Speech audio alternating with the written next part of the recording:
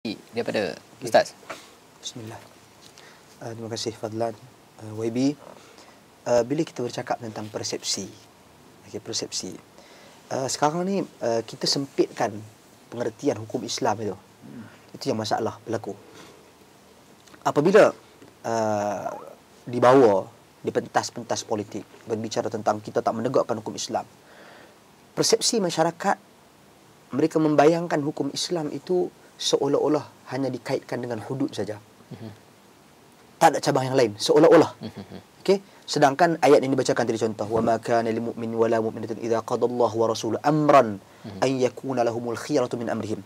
Tidaklah bagi orang beriman, mukmin dan mukminah itu apabila telah ditentukan oleh Allah dan Rasul sesuatu perkara, dia nak memilih perkara yang lain.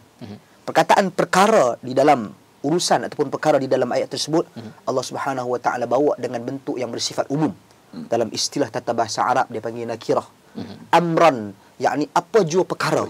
Apa jua. Okey? Jadi bila apa jua perkara di sini, ia termasuk cabang Islam yang tiga yang besar yang saya nyatakan di awal tadi. Kata Syekh Abdul Wahab Khallaf, di sana ada isu akidahnya, di sana ada isu syariahnya, di sana ada isu akhlaknya. Jadi bila kita katakan urusan agama ini, dia merangkumi tiga aspek yang besar. Maka jangan kita sempitkan bila kita membawa, mencanang ke sana kemari, tak melaksanakan hukum Islam, menggambarkan seolah-olah kerajaan yang ada pada hari ini mengenepikan sama ada keseluruhan ataupun mengenepikan sama ada cabang. Jadi kita perlu lebih adil bila kita berbicara tentang hal yang seperti ini.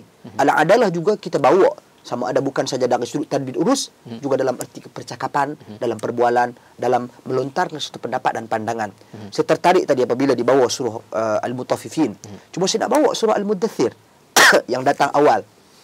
Di awal ketika Nabi SAW dilantik menjadi Rasul, setelah turun surah Al-Alaq, Nabi pulang ke rumah dan Nabi dalam keadaan yang berselimut. Kemudian turun firman Allah Subhanahu wa taala, ya ayyuhal muddathir qum fa'anzir wa rabbaka fakabbir wa thiyabaka fatahhir warrujza fahjur wa la tamnun tastakthir, dan seterusnya. Maksudnya, wahai orang yang sedang berselimut, bangkitlah kamu dan berilah peringatan. Bangkitlah kamu dan berilah peringatan. Dan Tuhanmu besarkanlah dia. Itu tugas pertama Nabi sallallahu alaihi wasallam. Nabi kena bangun dan beri peringatan. Seperti mana yang kita lakukan, sama ada orang politik ke, sama ada bukan orang politik ke, ilmuwan ke, agamawan ke, kita bangkit dan beri peringatan. Cuma apa perkara fokus pertama sekali? Wa rabbaka fakabbir. Dan Tuhanmu agungkanlah dia.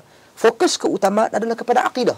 Saya setuju seperti yang disebutkan tadi, keutamaan diberikan kepada akidah. Akidah adalah al-awlawiyah sampai ke bila-bila. Contoh saya nak ambil, ini hubung kait yang perlu kita terjemahkan akidah dalam tindakan. Itu sebab tu tindakan kita mencerminkan akidah kita cemerlang, murni atau tidak. Contoh lagi kata Nabi dalam hadis yang lain, man kana yu'minu billahi wal yawmil akhir falyaqul khairan aw liyasmut. Sesiapa yang beriman kepada Allah dan beriman kepada hari akhirat, dia berkata baik ataupun dia berdiam diri. Maka orang yang dia bercakap, ya, memfitnah, menuduh dan sebagainya, itu tak mencerminkan dia akidahnya baik dan cemerlang, murni. Tak mencerminkan. Bukan kata dia semestinya buruk rosak akidahnya, tidak. Tapi tak mencerminkan, kerana ciri-ciri orang yang beriman kepada Allah, beriman kepada hari akhirat adalah orang yang berkata baik ataupun berdiam diri. Jadi itu yang pertama. Sebagaimana Nabi juga mengutus Mu'adz bin Jabal ke Yaman. Kata Nabi, innaka taqdumu qauma ahli kitabin falyakun awwala ma tad'uhum ilaih syahadatu an la ilaha illallah. Kamu akan mendatangi kaum ahli kitab. Ulama bincang mengapa Nabi pesanan yang seperti ini kepada Mu'adz bin Jabal. Kalau nak menggambarkan orang ahli kitab ni golongan yang cerdik pandai. Maka golongan yang cerdik pandai ni, yang profesional, yang boleh berfikir dengan cara yang baik, maka perkara pertama sekali kamu dahulukan, sampaikan kepada mereka adalah syahadat an la ilaha illallah. Persaksian tidak ada Tuhan yang berhak disembah dengan benar, melainkan Allah Subhanahu wa taala, Muhammad itu pensuruh Allah Subhanahu wa taala. Jadi itu yang pertama, akidah. Kedua, wa thiyabaka fatahhir. Dan pakaian kamu cucikanlah ia. Erti cuci ini boleh dibahagikan kepada dua. Cuci dan pakaian boleh dibagi kepada dua. Iaitu pakaian yang bersifat zahir dan pakaian yang bersifat batin. Pakaian zahir ini penampilan diri. Maka penampilan diri ini membuat image, karakter, karisma. Maka ia merangkumi semua apa yang Allah sebut di dalam Al-Quran, ciri-ciri pemimpin yang ideal. Inna khaira man ista'jarta al-qawiyul amin. Sesungguhnya orang yang paling layak untuk kamu jadikan dia pemimpin adalah yang kuat lagi amanah. Ini menggambarkan penampilannya sendiri, dari sudut luaran, fizikalnya, kemampuan, kekuatan yang ada padanya. Begitu juga yang kedua, kata ciri-ciri pakaian itu juga bermaksud walibasut taqwa dzalika khair. Pakaian ketakwaan itu ciri-ciri dalamannya, hubungannya dengan Allah Subhanahu wa taala, rentetan daripada usaha untuk dia mengangkat dan mengagungkan Allah kepada masyarakat. Kemudian warudza fahjur, berhala-berhala itu maka ketepikanlah dan tinggalkanlah ia. Maknanya asas perjuangan dakwah Islam ini dia bermula daripada akidah.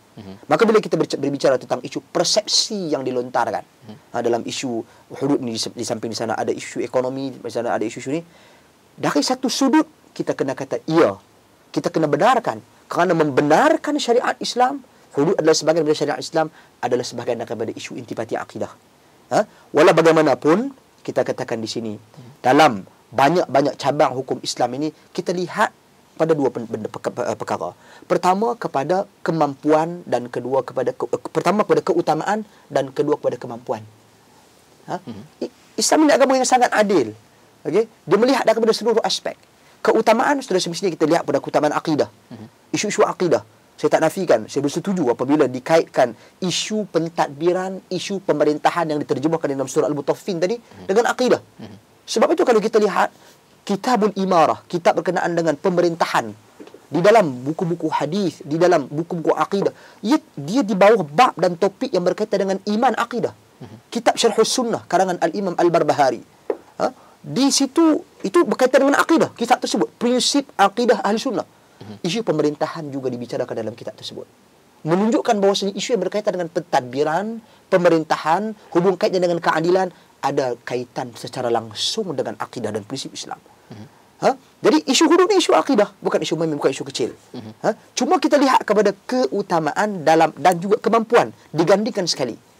Mampukah kita mempraktikkan dalam keadaan sekarang? Keutamaan kita, apa yang kita dah ada, kita tunaikan dulu dan kita laksanakan. Cuma polemik isu hudud yang dibesarkan ini, dia macam fatwa lah.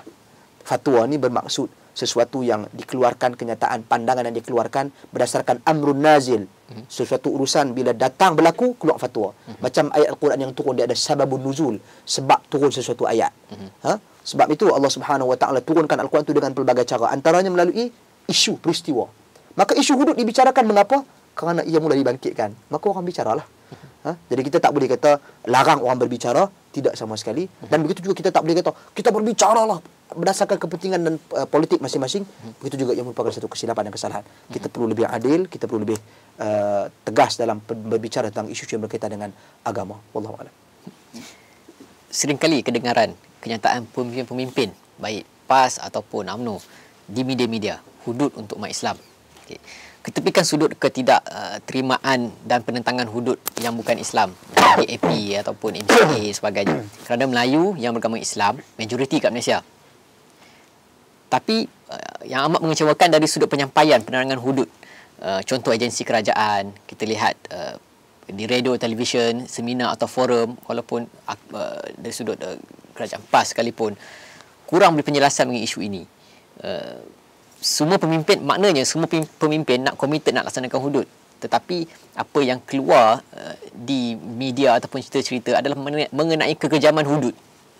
Jadi apa reaksi dari sudut mungkin daripada Ustaz dulu? Okey, bismillah. Saya melihat sebenarnya ini merupakan kelemahan kedua-dua pihak. Dia kalau ada orang macam Dr. Zul ni, saya kira bagus dalam PAS ni. Dalam arti kata check and balance, apabila kita berhadapan dengan, kadang-kala saya tak kata semua, macam tu juga dalam UMNO sekalipun, kadang-kala ada yang bercakap keterlaluan dalam menekan tanpa melihat persekitaran waqi'. Oh, kita laksanakan. Kita nak kena lihat daripada seluruh aspek. Contoh, saya tertarik, ini mungkin keluar topik tapi ada kaitan dengan perbincangan kita sedikit. Contohnya isu Rohingya contoh. Okey, isu Rohingya. Kita sebenarnya Malaysia merupakan negara yang paling ramai di Asia ni, paling banyak menerima pelayan Rohingya. 70,000 orang kita terima masuk dalam negara kita. Tapi kadang-kala ada dibangkit isu Syria ke contohnya. Dibangkitkan isu mengapa kerajaan tak memberikan satu statement, satu pendirian yang tegas untuk isu ini dan sebagainya. Saya bukan soal mempertahankan ini. Ini soal juga kita melihat dari kacamata yang luas, lebih besar. Isu hubungan diplomatik. Sebagaimana Nabi SAW dalam peristiwa Hudaibiyah, Kan ketika Nabi menandatangani perjanjian Hudaybiyah, yang jelas berat sebelah, lebih kepada kepentingan memenuhi kepentingan orang Arab jahiliyah. Ditandatangani bersama dengan Suhail bin Amr. Anak Suhail bin Amr yang bernama Abu Jandal. Ini peristiwa Abu Jandal yang masyhur dalam pada peristiwa Hudaybiyah. Dia telah memeluk Islam. Dan dalam perjanjian Hudaybiyah itu dinyatakan secara bertulis bahawasanya sekiranya ada orang Mekah masuk ke Madinah, orang Madinah wajib hantar orang Mekah pulang.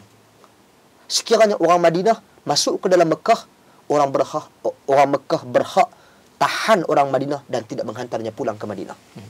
Abu Jandal ini yang baru memeluk Islam melihat Nabi SAW dan mengatakan, "Ya Rasulullah, aku nak ikut kamu pulang ke Madinah."